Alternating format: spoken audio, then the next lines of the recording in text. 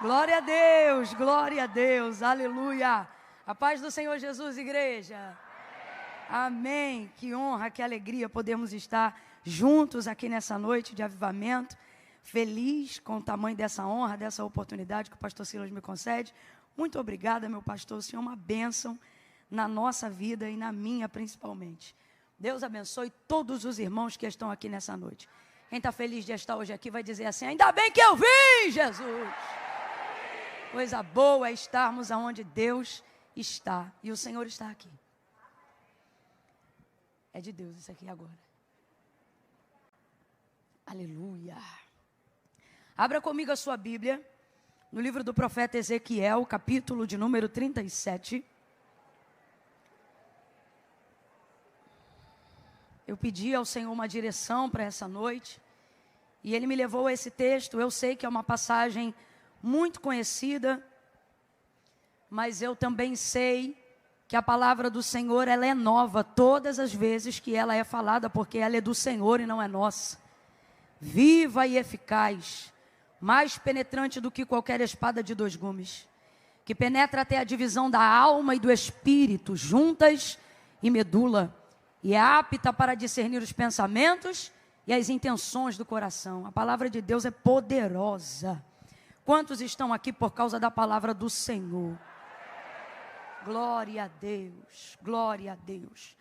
Quando você estiver numa Assembleia de Deus e ouvir um crente dizendo glória a Deus, se você for pentecostal, saiba que você tem a obrigação de reagir dizendo aleluia. Viu? Quando você vê um crente dizendo glória a Deus, é quase que involuntário, você já reage dizendo aleluia. E se ele disser aleluia, é desse jeito que a gente faz. Quem achou, diga amém. Diz assim o texto: veio sobre mim a mão do Senhor, e Ele me levou no Espírito do Senhor, e me pôs no meio de um vale que estava cheio de ossos. Ele me fez andar em redor deles, e eu vi que eram muito numerosos sobre a face do vale, e que estavam sequíssimos. E Ele me perguntou: filho do homem, poderão viver esses ossos? E eu disse: Senhor Deus, Tu sabes. Então Ele me disse assim: profetiza sobre estes ossos e diga-lhes assim: ossos secos, ouçam a palavra do Senhor. Assim diz o Senhor Deus a estes ossos: farei entrar em vós o Espírito e vivereis. Farei entrar em vós o Espírito e vivereis. Farei entrar em vós o Espírito. Completa aí para mim, por favor, gente. Farei entrar em vós o e vivereis. Porei nervos sobre vós. Farei crescer carne sobre vós. Sobre vós estenderei pele e porei em vós o Espírito e vivereis. Então sabereis que eu sou o Senhor. Portanto, profetizei como se me deu ordem. Enquanto eu profetizava, houve um ruído, um barulho, e os ossos se ajuntaram, cada osso a seu osso. Olhei e vieram nervos sobre eles, cresceu a carne. Estendeu-se a pele sobre eles, mas não havia neles espírito. Vamos lá, mas não havia neles? Não havia neles. Então ele me disse assim: profetiza ao Espírito, profetiza, ó filho do homem, e dize ao Espírito: assim diz o Senhor Deus, vem dos 4 ventos, ó Espírito, e assopra sobre estes mortos para que vivam. Então profetizei como ele me deu ordem, e então o Espírito entrou neles e eles viveram. Aleluia. E se puseram em pé um exército grande e numeroso, em outras versões, um exército grande e poderoso. E você diga amém por essa palavra. Graças a Deus.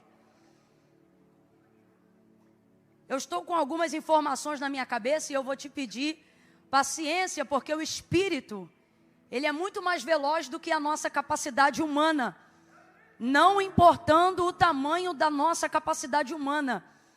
Tudo aquilo que o Espírito nos confia sempre vai se sobrepor à nossa habilidade, à nossa capacidade. E ele me deu algumas informações que me parece que eu não estava preparada fisicamente hoje o suficiente para isso, ou mentalmente hoje o suficiente para isso. Então eu vou devagar para tentar não errar, e você tente assimilar cada uma das coisas que vão ser ditas, porque às vezes, diante de um texto como esse, por a gente já ter lido, ouvido e falado sobre ele muitas vezes, a nossa mente já fica meio que formatada dentro do que pode ser dito. Então a gente acaba se fechando para uma coisa simples, porque acredita que só pode vir algo que vai ser interessante para a gente se for uma revelação que a gente ainda não ouviu. Mas a verdade é que antes de chegar em algo que a gente ainda não ouviu, Deus usa caminhos de muita simplicidade, porque Deus não é complicado. Então eu sei que muita gente conhece essa passagem, mas a primeira coisa que eu queria refrescar a sua memória e te lembrar é que isto aqui é uma visão. Eu disse que isto aqui é uma visão. Isto é uma visão. Uma grande visão. Uma visão profética. Uma visão que aponta para o estado atual de Israel na condição de cativeiro. E que aponta também para um futuro de esperança dentro daquilo que Deus ainda fará dentro daquela situação de cativeiro. Porque diferente da nossa mentalidade de achar que as coisas só começam a acontecer, coisas boas, depois que processos difíceis acabam, Deus não depende de circunstâncias favoráveis para começar a agir. Pelo contrário, essas circunstâncias são o chamamento de Deus para que processos extraordinários aconteçam no meio da tribulação, no meio do processo. Tanto é que os maiores testemunhos que você tem para contar não são de momentos da sua vida onde você não tinha mais luta, mas foram em momentos onde a prova mais ardia que você viveu os maiores testemunhos que sua vida e seu ministério carregam. Porque essa é uma das características da ação de Deus. Ele não depende de nada melhorar ou de nada que é ruim agora passar para que coisas boas comecem a acontecer no meio do processo. Se eu fosse você, eu já estava glorificando, porque você está aqui talvez orando hoje no Aviva e dizendo: Deus, faz essa prova passar. E o Senhor está dizendo: se passar, acaba tudo, mas se eu passar contigo nela, essa prova vai ser o maior testemunho da tua história para esse ano. Então essa é uma característica do modo operandi de Deus. É assim que Ele opera. Então é uma visão. E essa visão é uma grande visão. Deus vai dar a Ezequiel essa visão, sem dúvida, em um dos piores cativeiros, em um dos piores momentos da vida da nação, do seu povo. É difícil encontrar no texto sagrado qualquer outro episódio ou pior momento da vida de Israel que se assemelhe a esse momento. Porque o que torna um momento mais difícil não é só o que você passa nele, mas é por quanto tempo você o passa. Isso é que torna as coisas mais difíceis. No campo da educação física a gente chama isso de isometria. Por exemplo, esse copo aqui, segurando ele na minha mão direita, por 1 minuto, ele é pesado? Não é uma pergunta retórica não, pode responder. É pesado? Agora fique com a mão estendida segurando esse copo 1 hora. Isometria. O que vai acontecer? Ele vai pesar não só a sua mão. Ele vai começar a criar uma dormência no seu braço. Toda a sua parte de cravícula vai começar a doer. E vai começando o cata-cata. Dói aqui, até a caixa torácica vai doer. Por estar de pé vai afetar a sua coluna. E então o ciático vai começar a apertar. Tudo porque você está com um copo que não é tão pesado segurando em um braço. E aí eu te pergunto de novo, o copo é pesado? É por causa da quantidade de tempo que você está segurando ele, que aquilo vai se tornar uma tortura. Então por isso, o cativeiro babilônico foi sem dúvida o pior momento da trajetória registrada de Israel, não só pela tortura, prisão, morte, luto, entre tantas outras coisas que os cativos passaram, mas principalmente por causa da durabilidade do tempo que eles foram submetidos. E o tempo tem um poder na nossa vida que poucas coisas imprimem sobre nós tanto poder quanto o tempo. O tempo ele faz uma pessoa esperançosa se tornar amarga dependendo do tempo. Salomão ele vai dizer que a esperança que se adia, ou seja, que passa muito tempo para realizar, ela faz adoecer o coração. E quando o coração adoece, a vida adoece, as perspectivas adoecem. É aí que as doenças psicossomáticas chegam. Seu físico é abalado quando seu emocional é abalado. Quando seu espírito está abatido, não há mais força, não há mais vigor, não há mais desejo, não há mais desejo de vida, só há vontade de morte. Foi o que aconteceu com a vida de Jó. Ele não murmurou atribuindo culpabilidade a Deus, mas amaldiçoou até o dia do seu nascimento, não só por causa da perca, mas do tempo tão rápido com que perdeu, e não se sabe em quanto tempo mais ele ficou naquela dor. Então o tempo tem o poder de amargar até o coração mais puro.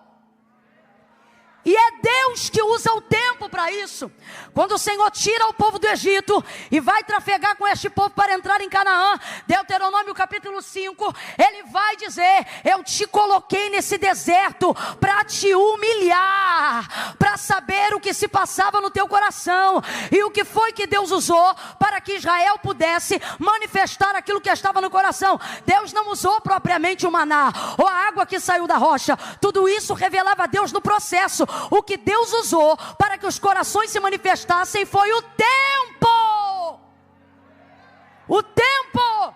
O sábio vai dizer que não é do mais veloz a corrida, nem do mais forte o dia da vitória ou da batalha, mas ele diz que todos, ou seja, o forte e o fraco, o rico e o pobre, estão submetidos ao mesmo fator que tortura, trabalha, treina, humilha ou exalta a todos, dependendo de como eles se comportam e do que ele está falando. Ele diz: tudo está subordinado e submetido ao tempo e à ocasião, ou seja, ao que acontece dentro daquele tempo.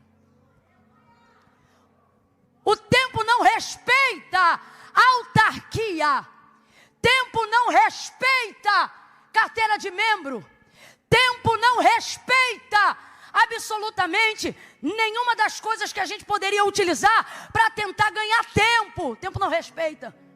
Então esse cativeiro, ele humilhou muita gente. Ele embaçou a vida de muita gente. A visão que Ezequiel está recebendo agora, a visão, diga comigo, a visão que Ezequiel está recebendo agora, é uma visão que fala sobre o seu estado, o estado da condição da nação aprisionada, fala sobre o que já aconteceu e fala sobre o que ainda vai acontecer. Porque uma característica das visões que Deus dá, é que Deus nunca fala só do que aconteceu. Ele até começa falando do que aconteceu, para mostrar qual é o estado original, ou para mostrar o que o tempo fez com você. Então em uma parte ele revela o que o tempo fez com você, e em outro momento ele revela o que ele fará com você. E Deus nunca usa o tempo da visão para falar só do que aconteceu. Deus vai se revelar numa visão a Ezequiel para falar do que vai acontecer. Então Deus está dizendo aos homens que recebem uma visão: tenham isso em mente, eu vou não só atestar o estado que você está, mas eu também vou revelar o lugar que eu vou te colocar. Eu não sei se você está entendendo, mas Deus me trouxe hoje aqui para dizer a alguém: há esperança na revelação do futuro, há esperança para quem persevera no tempo da dor. Deus então se manifesta a Ezequiel e entrega essa visão, uma visão global, uma visão nacional, uma visão que vai mexer com o mundo internacional, porque tudo que passa em Israel mexe com o mundo, com os governos, com os poderes. Nessa visão que Deus entrega a Ezequiel, toda ela é dada em espírito. Completa para mim, por favor. Ele a recebe, toda ela ali é dada em espírito. Deus é Espírito. Deus vai compartilhar com ele tudo da maneira dele em Espírito. É uma visão, lhe foi entregue em Espírito. Eu quero que você entenda isso, não é um sonho. Sonhos podem ter influências espirituais, mas sonhos não são visões. O profeta Isaías vai ensinar aos profetas dizendo: quando vocês tiverem um sonho, não digam eu tive uma revelação, diga eu sonhei. Tudo separado no seu devido lugar. A mulher de Pilatos, por exemplo, estava sob forte influência numa atmosfera espiritual daquilo que estava para acontecer com Jesus. Mas o Senhor não lhe entregou uma visão, contudo, por causa da influência espiritual, da crucificação de Cristo, e por ele ser mantido por Pilatos, que era marido dela, a casa dela se conectou a uma atmosfera espiritual e ela teve um sonho, ao ponto que lhe perturbou a alma e lhe tirou a paz. Ela procura o marido dela e ela diz: não entres na questão deste justo, porque nessa noite eu muito padeci num sonho por causa dele. O texto não revela o que ela sonhou, mas o texto deixa claro uma revelação que era verdadeira. Enquanto o homem Cristo estava sendo acusado por crimes que nunca cometeu, mesmo sem ela ter relacionamento com ele, por divina revelação, que estava sob influência de um sonho, ela vai dizer e afirmar que ele era justo.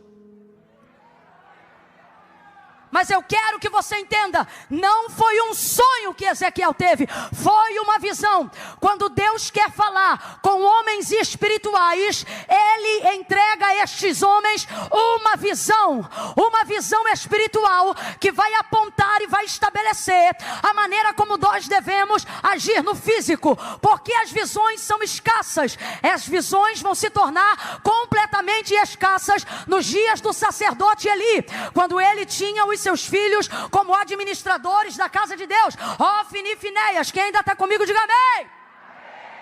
Naqueles dias o texto diz que as visões eram raras e as palavras de Deus eram escassas. O que o texto está dizendo? Que Deus não se revelava por intermédio de comunicação clara, seja verbal ou visual, diante do seu povo. E por que Deus não se comunicava de maneira clara, audível ou visual diante do seu povo? Porque os filhos de Eli, Ofni e Finéias eram dois prostitutos que prostituíam absolutamente tudo que deveria ser sagrado e santificado, até que depois que Ana entrega o seu filho para ser criado na casa de Deus, Deus vê ali pureza, Deus vê ali integridade, Deus vê ali santidade, Deus vê ali espiritualidade. Então as visões voltam nos dias de Samuel, a clareza volta nos dias de Samuel, a revelação volta nos dias de Samuel. Ele é um menino, mas Deus não confere visões por idade. Deus entrega visões por níveis de espiritualidade. Ele é um menino, mas é espiritual. Ele é um menino, mas é crente.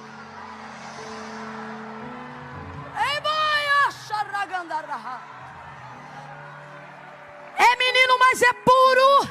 É menino, mas é santo. É menino, mas não se prostitui. É menino, mas não corrompe. É menino, mas não rouba oferta. É menino, mas não mete o dedo na caldeira. É menino, mas não adultera. É menino, mas não vacila. É menino e é santo. É menino e é puro. É menino e é íntegro. Deus vê lugar para revelação clara, para a visão que aponta para destino. Deus vê lugar para a plataforma segura,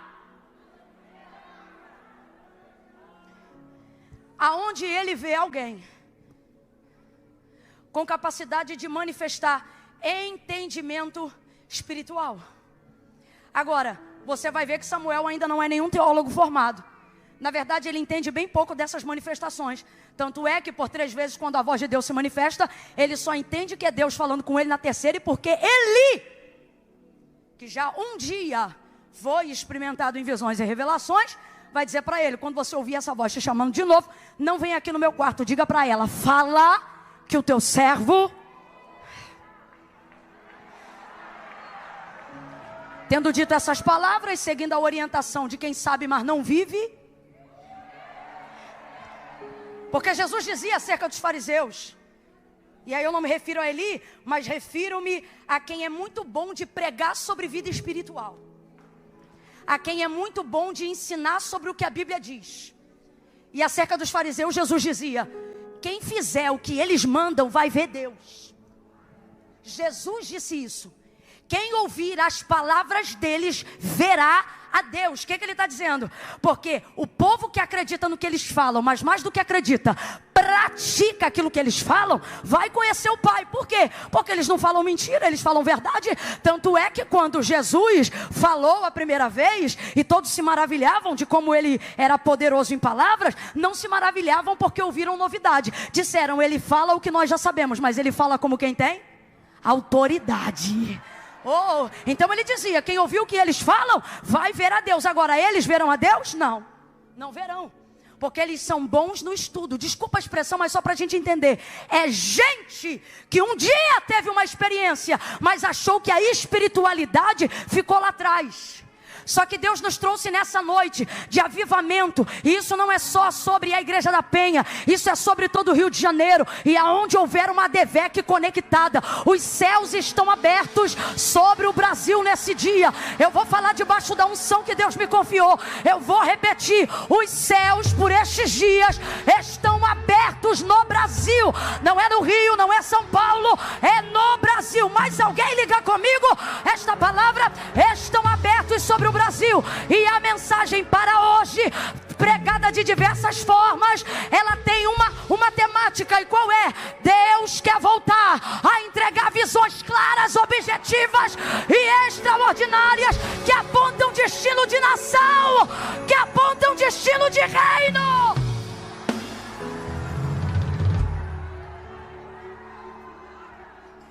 Grite comigo: uma visão. Você não gritou. Ai, Camila, que eu não sou muito de gritar. Veio no dia errado. Diga comigo: uma visão. Uma visão. Deus está dizendo: você não precisa de um exército, você precisa de uma visão. Um exército não dá uma visão, mas uma visão levanta um exército.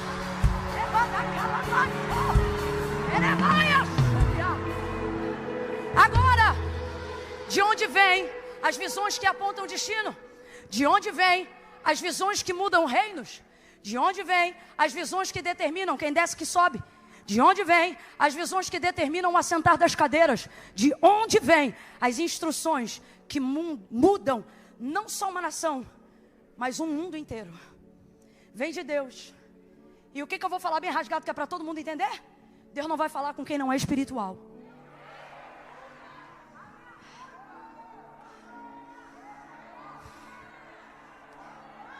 Deus nos guarde nessa noite e para sempre. Eu vou repetir isso.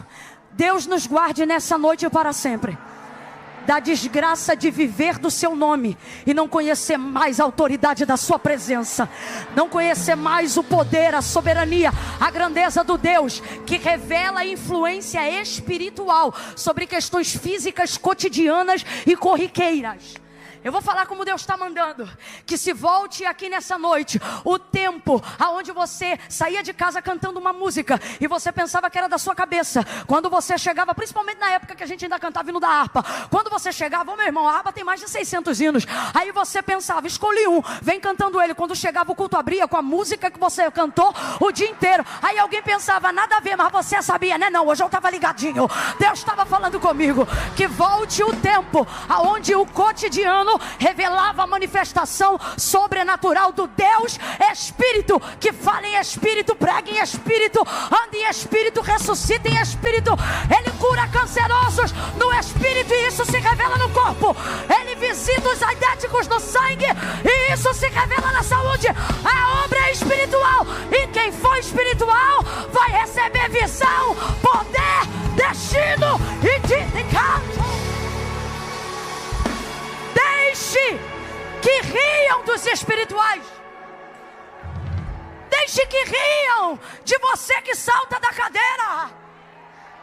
Deixe caçoarem da sua língua, que é mais estranha do que as estranhas.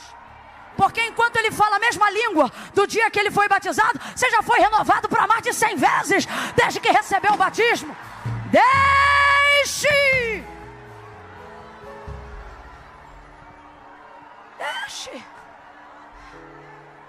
Volte a ser espiritual.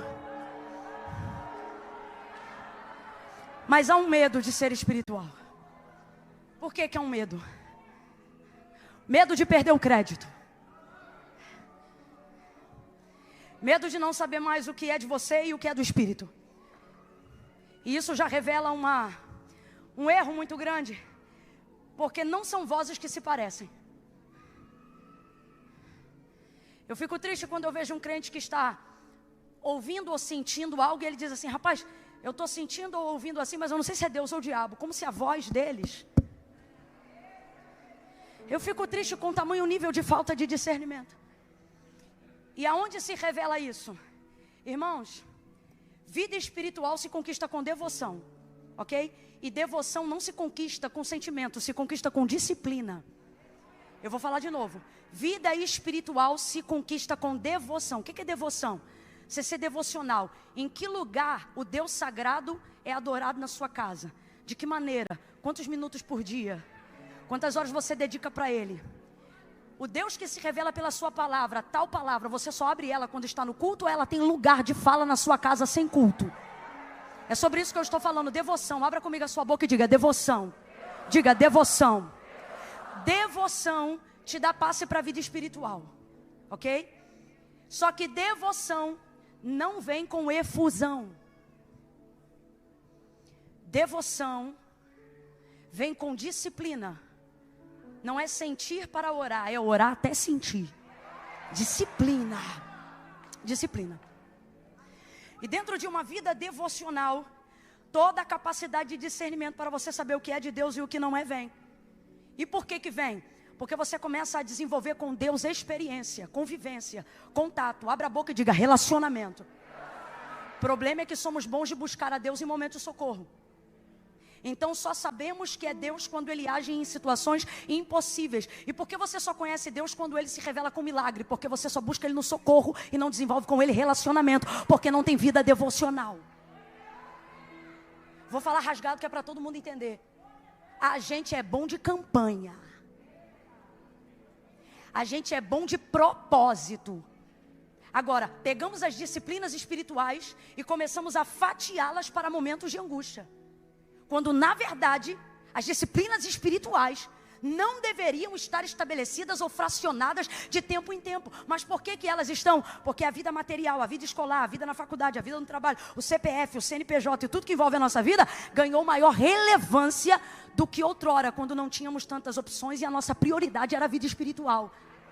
Porque o crente que não tinha nada, ele não precisava escolher, porque ele só tinha Deus. Ele comia do que vinha da mão de Deus, ele passava pela porta que Deus abria. Ele não tinha dinheiro para comprar remédio, então ele tinha que orar para ser curado. Hoje não, hoje tu compra o remédio e toma. Aí se nada funcionar, tu vai para o hospital. Se o médico desenganar, aí você diz: Senhor, meu Deus e meu Pai, eu estou aqui na tua presença e o Senhor já viu que eu tentei de tudo. Deus está dizendo: realmente, vou falar a verdade, irmão, vou jogar limpo hoje, que eu não sei falar mentira.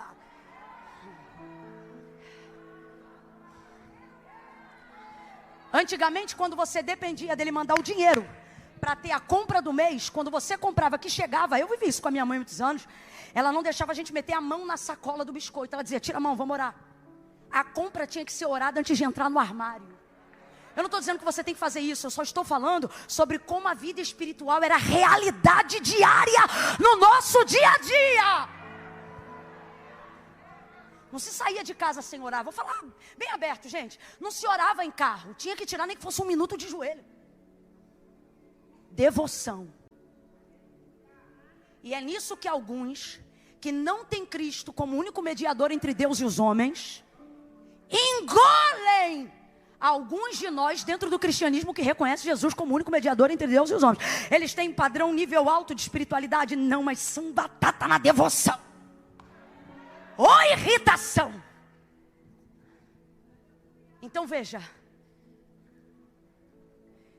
numa visão altamente espiritual, o apontamento de um novo destino que encerra um ciclo de anos de destruição e de desgraça será apresentado a um homem que vai compreender que não está diante de uma imaginação, que não está diante de um momento de êxtase, que não está diante de um pesadelo, porque o vale poderia ter sido muito mais tido como um pesadelo do que como um sonho.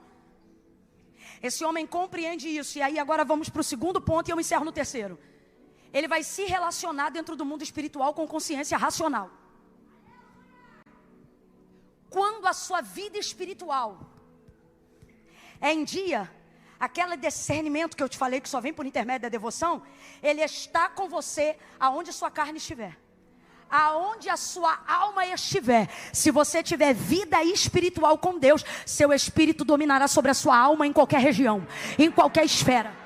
Para ninguém achar que eu sou maluca, ou só porque alguém ainda não viveu esse nível de experiência, vão falar rasgado. Quem aqui pela psicologia discerne que já viveu o que chamamos de paralisia do sono, mas também discerne pelo espírito que estava numa batalha espiritual, enquanto um demônio tentava afligir você e te sufocar. Segunda coisa, tais episódios que podem ser discernidos por alguns como batalha espiritual, há outros como paralisia do sono e vice-versa, cada um de uma maneira. Uma realidade precisa ser tida: qualquer reação nessa paralisia, independente de religião, crença ou qualquer coisa que você acredite que eu digo ou não, uma das primeiras perdas de capacidade que a gente tem é a fala. Você quer chamar Jesus e não consegue? Estou mentindo ou estou falando a verdade, gente? Agora, bota a tua vida em dia no jejum para ver se tu fala ou não fala. É a capacidade que a alma tem, por costume, de estar subordinada ao espírito. A tricotomia do homem é dividida dessa maneira: espírito, alma e corpo. Vamos juntos? Espírito, alma e corpo. Vai você sozinho. De novo. A maneira que está distribuída no texto para explicar sobre a tricotomia do nosso ser, ela está distribuída exatamente na categoria que nós dividimos agora. Não sou eu que estou botando o espírito em primeiro lugar, é a palavra. O texto não revela alma, corpo e espírito. Corpo, alma e espírito. O texto revela espírito, alma e corpo. Então quem vem primeiro? Quem vem primeiro? Porque Deus é. Então tudo tem que estar subordinado a Deus. E se Deus é espírito, qual é a área da minha vida que precisa desenvolver prioridade? A vida espiritual. Então vamos falar a verdade? Quer avivamento e você acha que avivamento é o quê? Recompensa financeira? Prosperidade e paz? Deus está dizendo para mim e para você: organiza a tua vida espiritual que eu arrumo o teu vale. A vida, eu vou falar abertamente que é para todo mundo entender. Irmãos, tem depressão sim, que precisa ser cuidado com reposição hormonal, precisa ser cuidado com terapia. Eu amo a ciência que Deus confiou ao homem. Eu amo a capacidade organizacional da psique humana por intermédio de alguém que entendeu os gatilhos da mente. Não há aqui uma pessoa que por causa de uma vida espiritual idiotizou a ciência. Eu acredito em cada uma delas, eu indico elas. Agora, tem gente que está tratando como depressão algo que nem a terapia vai resolver completamente. Por quê? Não é queda de hormônio, não é necessidade de substância, é vida espiritual desorganizada. Deus está dizendo com carinho aqui para mim e para você, porque eu estou embutido em tudo que eu estou pregando aqui. Inclusive só há autoridade na fala, porque há autoridade no erro. Cadê sua espiritualidade? Cadê minha espiritualidade? Mas a gente não percebeu a agenda que a gente chama, que começou agora, alguém pensa dos anos 2000 para cá, essa agenda maligna e satânica, sutilmente, na verdade, ela está em nós, ou na nossa sociedade, muito antes da década de 90, no início dos anos 80, quando cada brasileiro, já independente de questão financeira, podia ter uma televisão na sua casa. E desde então, filmes de terror, até de comédia, como alguns que eu não vou citar o nome, mas desenvolvia-se então uma ideia de mundo espiritual. E essa ideia, os espíritos que poderiam ser fantasmas ou demônios, eles sempre eram enfraquecidos. Quem está comigo no texto? Eles eram enfraquecidos.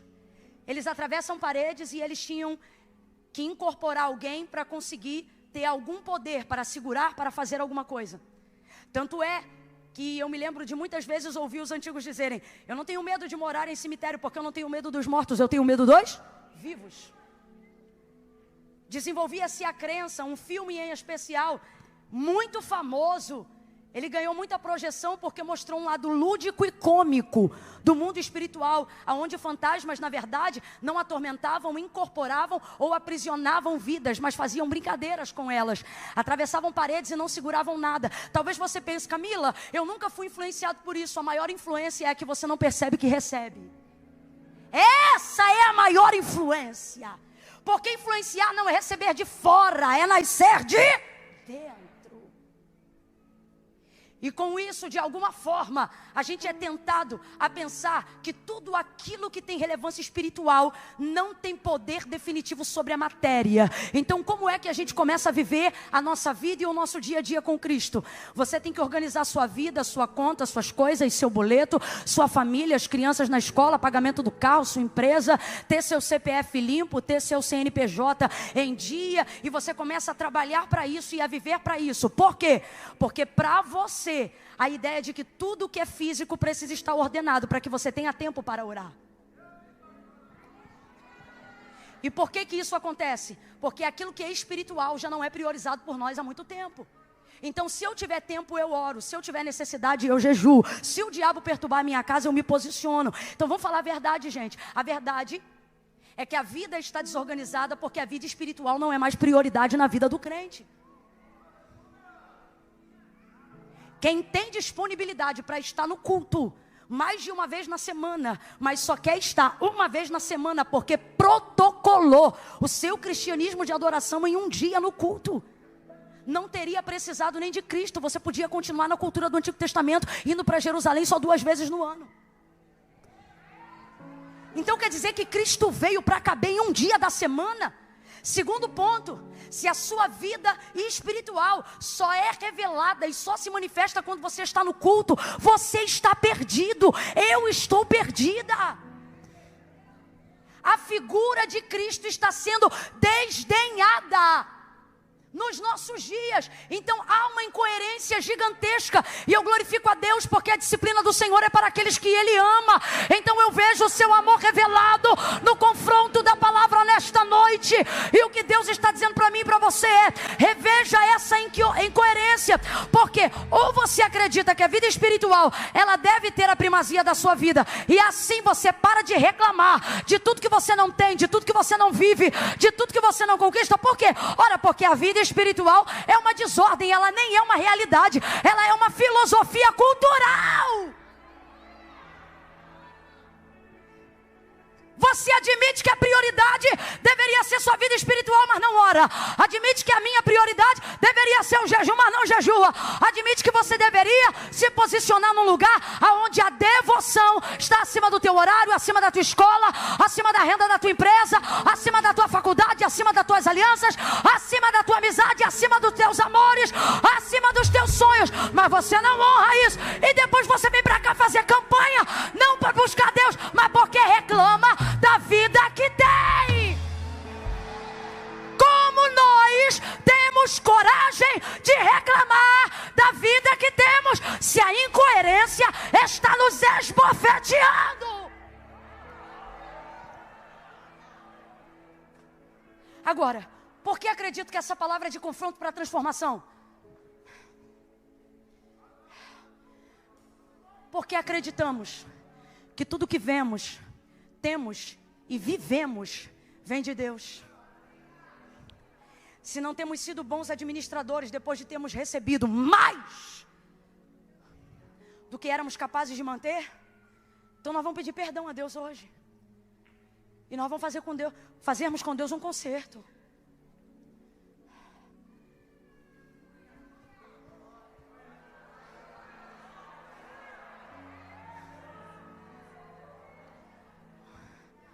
Ah, Camila, eu oro, Deus não fala comigo. Claro, você só fala com Deus quando você quer ouvi-lo. Você não tem devoção. Você não fala com Deus para adorá-lo. Depois quer que Deus te responda. Deus vai dar para ele a visão, coloca ele no meio do vale. Em algumas versões, ao meio da revista não corrigida e atualizada, ou corrigida e não atualizada, vai estar escrito assim: e me deixou lá. Eu particularmente gosto dessa versão porque não há incoerência nela. Há respaldo e abertura para essa tradução. Me tomou, me levou e me deixou lá. E por que eu digo que há respaldo para essa tradução? Terceiro e último ponto. Porque quando o Senhor entrega a visão e coloca Ezequiel no meio do vale, a capacidade racional dele se relaciona com a capacidade espiritual. A gente tem que parar de cometer esse equívoco de achar que por ser espiritual tem que deixar de ser racional, aí fica maluco. Ou que para ser racional tem que deixar de ser é a guerra do pecado, porque o diabo não quer que nós tenhamos relacionamento diário com Deus. Agora, Deus vai fazer perguntas e quem vai responder é a consciência de Ezequiel. Ele está numa visão que está em outra dimensão. Quem está acompanhando, diga amém. Só que Ezequiel, num mundo espiritual, responde numa dimensão de consciência racional. Ele não está dopado. Ele não está em estasia espiritual. A racionalidade que Paulo prega sobre o nosso culto está em Ezequiel na hora da revelação. E então ele pergunta: filho do homem, poderão viver esses ossos? Ele sabe que é uma visão, mas ele não se emociona. Aleluia. Jeová, pode? Não. Racionalidade dele, está vendo o vale, sabe que não tem poder sobre o vale, mas sabe que Deus tem poder sobre qualquer coisa. Então ele vai responder de acordo com a sua racionalidade, mas ele está num ambiente espiritual. Vamos lá, ele está num ambiente. O que eu estou dizendo para você? O que Deus está dizendo para mim?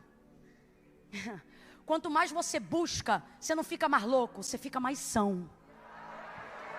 Mas que caia por terra todo o sofisma do inferno. Que quem tiver vida espiritual ativa vai ficar maluco, vai ficar internado. Tua língua estranha não vai te deixar maluco nem internado. O próximo passo será interpretação.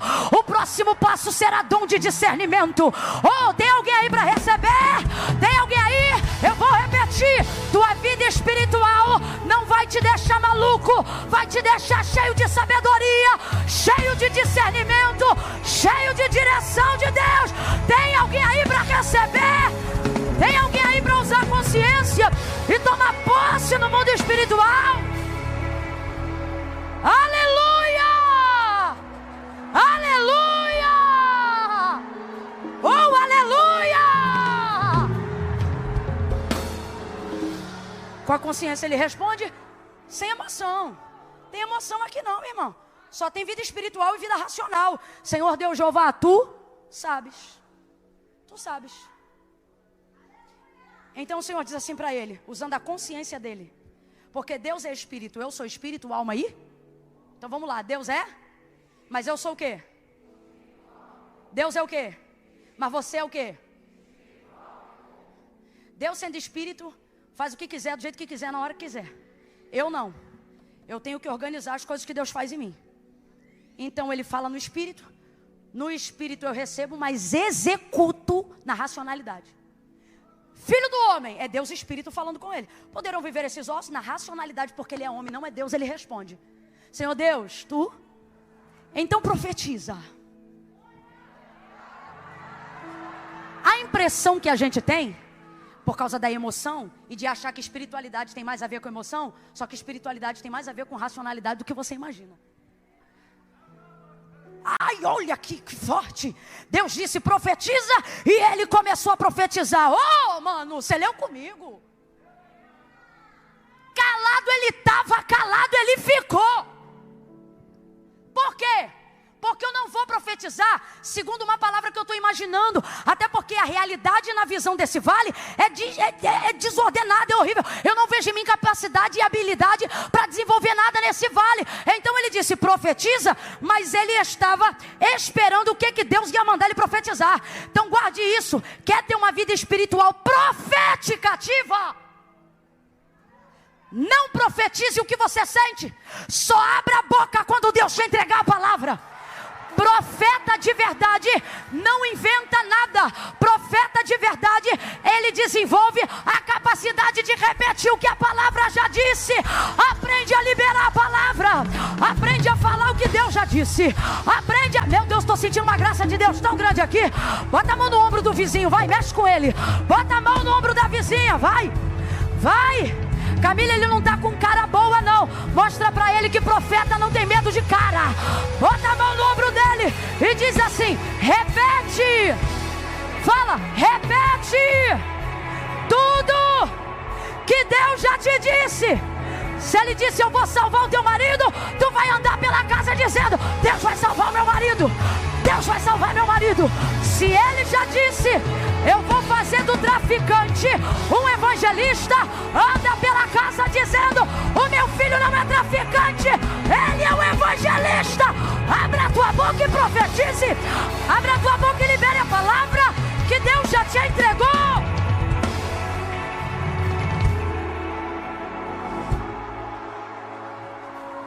Língua estranha não é profecia.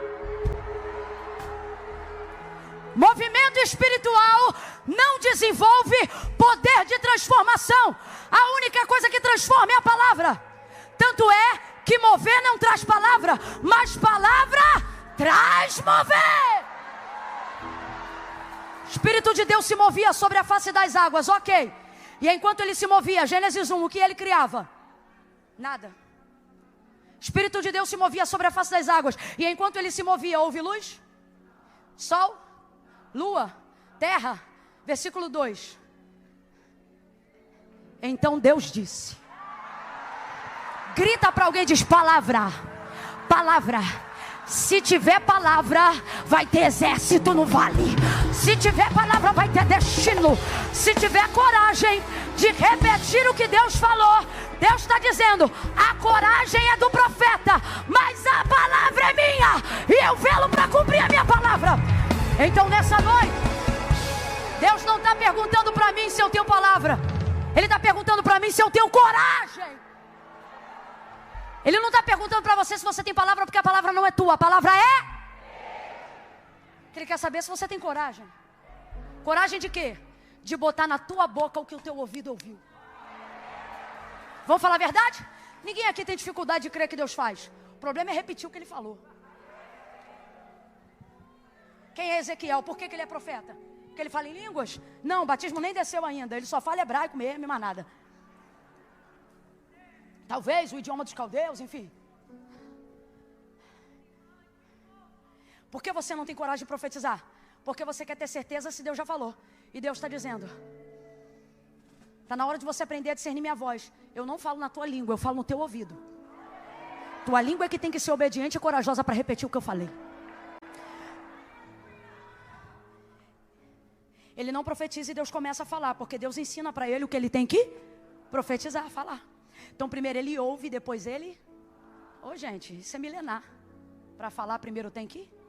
Então primeiro ele ouve, depois ele... Depois que ele ouve, ele tem capacidade de reproduzir com fidelidade o que Deus falou, mesmo sendo totalmente contrário à realidade.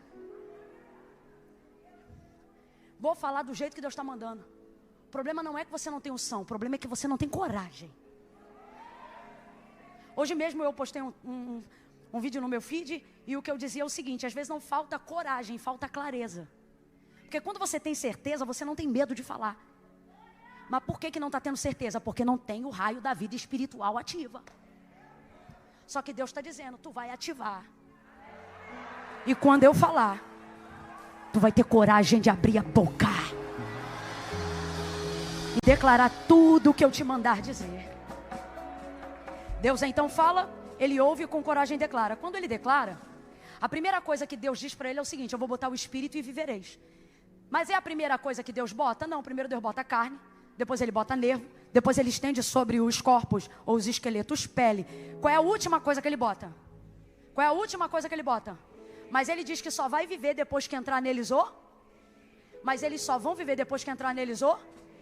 Essa é a última coisa, mas quando Deus manda Ezequiel profetizar, manda ele profetizar de trás para frente. Carne, nervos, pele. Aí músculos, tendões, está tudo no meio. Qual é a última? Espírito. A visão do vale fica pior à medida que ele profetiza, porque pior do que ver esqueleto é ver corpo. Você fica mais assustado com uma ossada ou com um cadáver? Esquece, eu não quero ver não. E agora que o Espírito vai tornar eles de defuntos para soldados. Não, gente.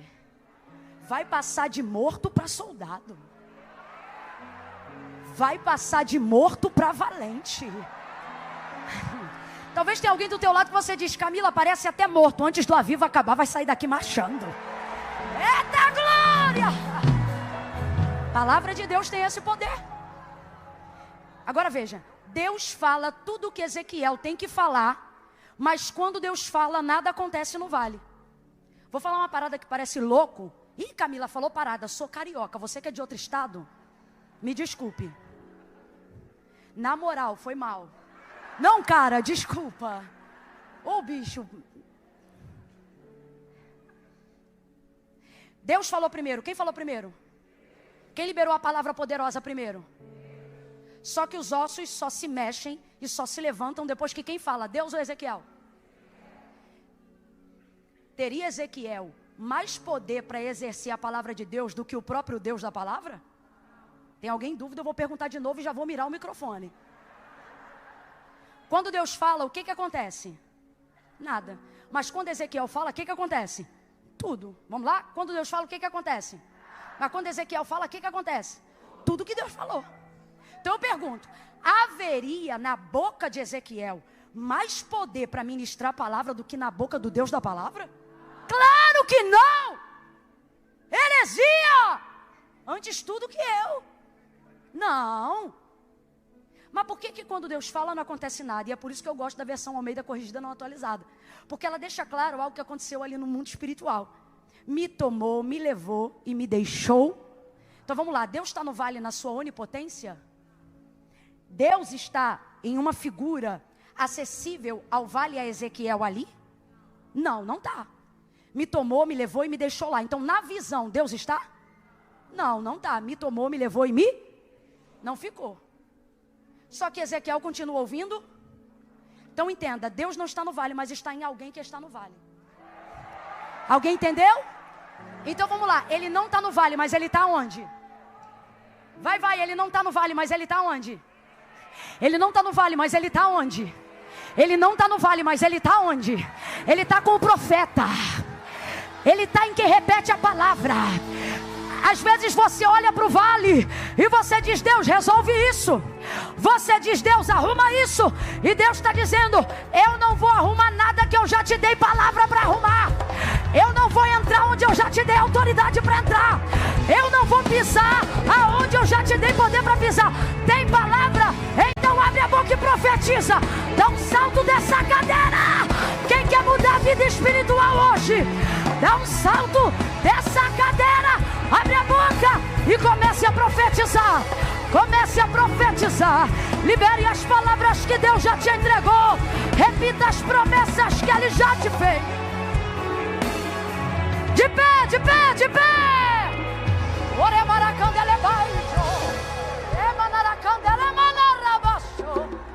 Vento dos quatro cantos, ou sopro dos quatro ventos. Sopra, sopra, sopra, sopra, sopra, sopra na Devec, na Penha nessa noite, vento do Espírito. Estende, estende, estende, estende sobre a pregadora, estende sobre a igreja, músculos, tendões, vida física que se subordina à vida espiritual. Estende. Ele levantou, o exército se levantou, ele profetizou. E aonde só havia corpo, aonde só havia cadáver, você conhece, levantou-se de cadáver a soldado. Antes do ano de 2024 terminar, alguém vai perguntar, o que aconteceu com aquela depressão? Você vai dizer, rapaz, eu fui de cadáver a soldado em 1 mês. E qual foi o remédio que você tomou? Você vai dizer, eu administrei o Rivotril, continuei a terapia, mas todo dia eu dobrava o joelho e profetizava o que ele já havia me dito. Isso me tirou do vale.